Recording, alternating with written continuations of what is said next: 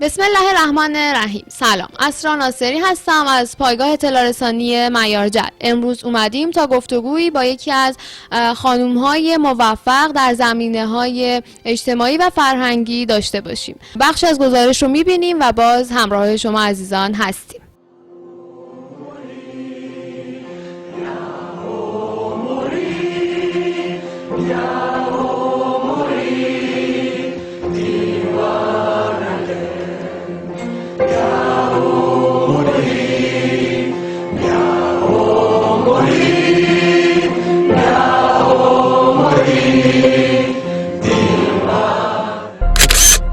سلام سرکار خانم، خودتون بر ما معرفی کنید و بگید که در چه زمینه‌هایی فعالیت دارید.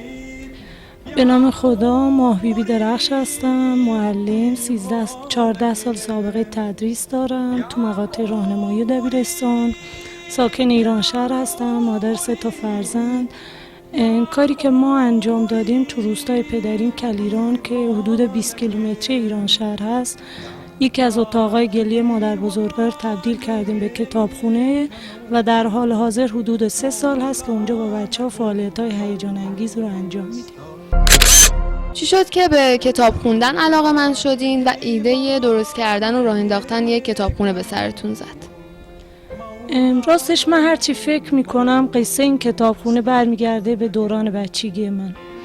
دوران بچگی من تو مدرسه 3 کلاسه کلیران گذشت. ما یه روستای کوچیکیم و دختر و پسر با هم تا پایه 5 میرفتیم، توی کلاس بودیم و هرچی خاطراتمو مرور میکنم پر از بازی هایی که ما انجام میدادیم تو روستا، از آبتنی تو قنات روستا بگید تا یه قلد و قل، خط بازی، عروسک بازی به شکل‌های مختلف و خیلی بازی‌های بومی دیگه.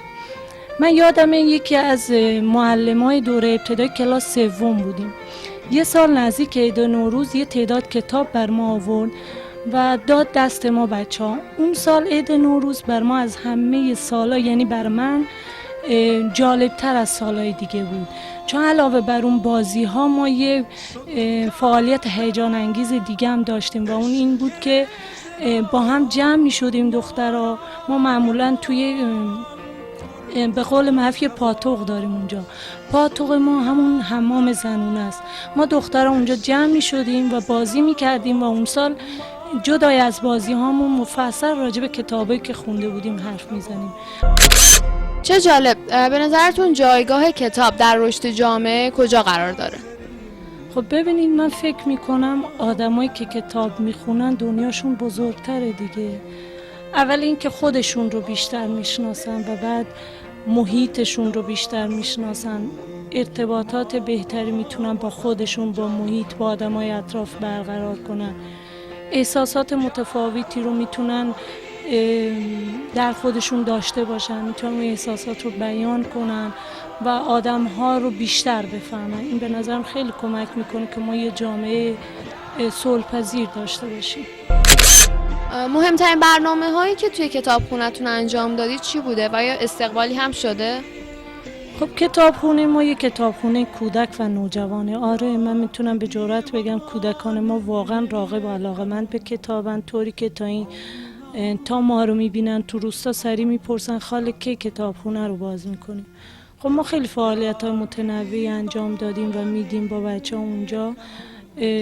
اولش از کتاب خوندن و بلندخوانی و دوره هم که خوندن کتاب تو کتابخونه شروع شد و نقاشی کشیدن و بازی‌های بومی تا تو فصل کرونا ما اومدیم بیشتر بیرون از کتابخونه. مثلا یک از فعالیتامون درختکاری. ما با کمک خود بچه‌ها، نوجوان‌ها و کودکان تونستیم نهال بکاریم و خب این خیلی به نظرم میتونه تو ذهن بچه‌ها پررنگ بمونه از این که یه نهال رو خودشون میکارن و ازش مراقبت میکنن و میبینن که اون نهالشون آروم آروم داره جون میگیره.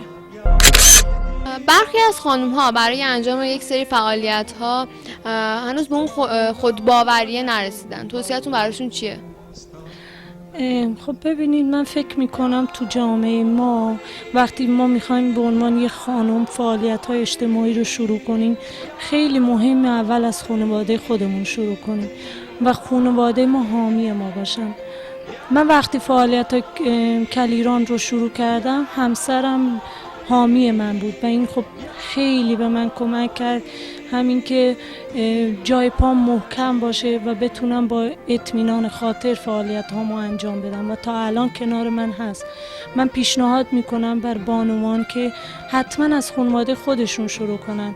اگر که از خانواده شروع کنن حتما این حمایت رو میگیرن از خانواده و میتونن به راحتی تو جامعه فعالیت داشته باشن. خب از اونجایی که سرانه مطالعه توی جامعه پایینه، اگر بخواید کتابی رو به ما معرفی کنید برای اینکه علاقه‌مند بشن نوجوان‌ها به کتاب خوندن، چه کتابیه؟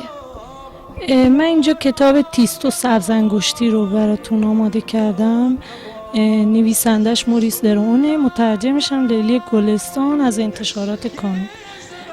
قصه تیستو قصه یه پسری از طبقه ثروتمندان. من این کتاب خیلی دوست دارم خودم. تیستو به سن مدرسه که میرسه، وقتی میره مدرسه بهش میگن که این یه پسریه که قابل آموزش نیست، آموزش پذیر نیست و جای تو مدرسه نداره. پدرش این رو میسپره دست باغبان امارتشون و باغبان متوجه میشه که انگشت‌های تیستو انگشت‌های جادویی و سبز کننده این و این یه قصه خیلی جالب داره و این یه نماده، در واقع نمادیه که هر کدوم از ما آدم ها انگشت‌های جادویی داریم و باید پیدا کنیم جادوی ما چیه و سبز کنندگی ما کجا و تو چه زمینه‌ایه. من اینو توصیه میکنم به هم بزرگترها و هم نوجوان‌ها. ممنونم از شما که وقتتون رو در اختیار ما قرار دادین. اگر صحبتی هست رو به دوربین بفرمایید. من فکر میکنم که هر کدوم از ماها تو هر شغلی که هستیم، مخصوصا تو جامعه بلوچستان، میتونیم یه بخشی از عمرمون رو بذاریم برای کارهای داوطلبانه، یعنی کاری که تخصصش رو داریم و بلد هستیم. میتونیم یه بخشی از زمانمون رو، هزینه‌مون رو، وقتمون رو و انرژیمون رو بذاریم بر فعالیت‌های داوطلبانه که توش کار بلدیم تو این زمینه. این کمک میکنه که جامعه بلوچستان تو مسیر توسعه قرار بگیره. به نظر من دیدیم و شنیدیم صحبت‌های سرکار خانم درخش، فعال اجتماعی و فرهنگی رو. ممنونم که تا پایان گزارش همراه ما بودید. در پناه حق، خدا نگهدار.